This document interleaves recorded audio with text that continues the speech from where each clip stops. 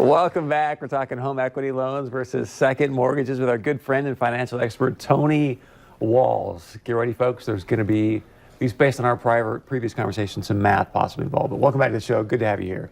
Thanks. Yep, there might be some math, so you might want to get a pen and paper, and we'll go from there. We're talking about home equity loans and second mortgages and what the difference is between those. So basically, if you have a home, say for math purposes, it's worth $100,000. Typically, you can go up to 90% loan to value. So on a $100,000 house, you can borrow $90,000. Now, you also have to subtract your first mortgage. So say if you owe $70,000 on your first mortgage, you could do $20,000. All right, so that's getting complicated for the average Joe. So just make that easy. So my house is worth $100,000. Yep. But I owe 70. Yep. Okay, so I have $30,000 in equity essentially, right? Correct. So I can loan how much? You can do up to 90% of the value of the property, typically, which would be less what you owe on your first mortgage.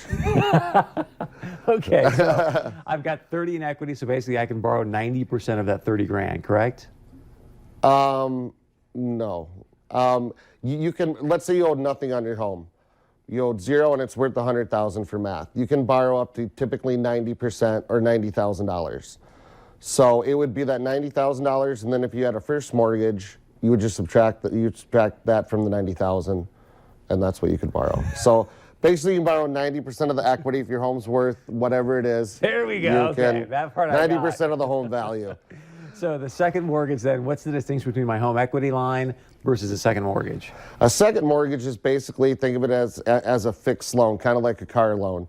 So I'm going to borrow $20,000. I'm going to pay back X amount for the next 10 years, and my payments are whatever, $200-300 for 10 years, then it's paid off, just like a car loan.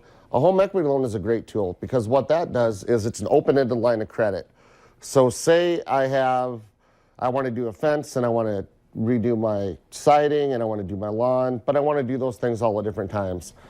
So say if I have a home equity loan for $50,000 and I borrow $20,000 and I pay that off, I can reuse that line just like a credit card. I can reuse that line to advance it after I pay it off.